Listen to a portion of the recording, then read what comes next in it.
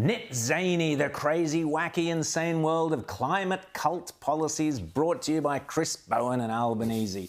Let's kick off with, obviously, James, Chris Bowen can't read.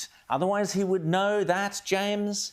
Well, everything green doesn't work. I mean, there's a million things you can say about that. But, you know, on terms of what we're talking about here, so much news is coming in here that Chris Bowen and his plan to force, and yes, I mean force people, they use the word nudge, but they mean force people into driving electric cars and out of internal combustion engine cars. Well, this plan is falling apart around the world. And now, you know, we've seen the US back off their emission standards this week because they know it's not going to work.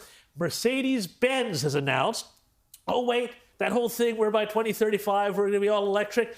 Yeah, not so much, guys. We're going to keep making the petrol-powered cars that our customers actually want. What an idea, capitalism. Well, manufacture the cars that people actually want to drive. And even the rental car companies are dumping or reducing their EV because people don't want to rent them. And when I was renting a car in the US, the EVs were often the cheapest option because no one's opting for them. So people are telling you they do not want this. At the end of the day, if people were loving EVs and buying them in huge numbers, how would our electricity grid even handle that? And we're burning coal to charge them anyway. So the whole thing is nonsensical on the face of it, and yet we've got national policy being written and implemented by this clown Bowen, completely devoid of reality.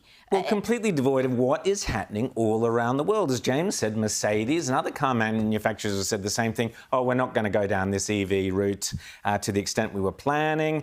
We've seen the Bowen Albo team want to jack up the prices of utes, all the basic, the cars and utes that tradies rely on and people in regional Australia rely on. They're going to jack up the price of them by thousands, tens of thousands in some cases, of dollars, which is going to hit productivity, hit the farming community, hit regional Australia, hit every tradie, simply to try and force people to buy electric cars that the car manufacturers themselves are going, not sure about those. Well, I mean, you know, again, this is one of the things. The left talks all about the time about misinformation. They have used so much misinformation in pushing their emissions plans here. Chris Bowen, everybody else, and they keep saying the same thing. No. It's about increasing choice. And no. It's not about making things more expensive. And yet, if you read the policy, it is explicitly about limiting your choice to buy what you want or making those things more expensive.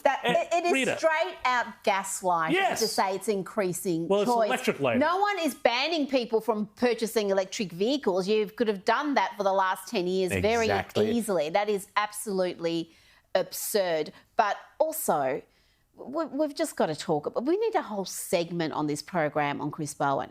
There's not enough Bowen content here because there is just ass-hashery happening on a grand scale, and much of it is going uncommented about. And one of the biggest bits of gaslighting or misinformation, if you want to call it, is renewables are cheaper.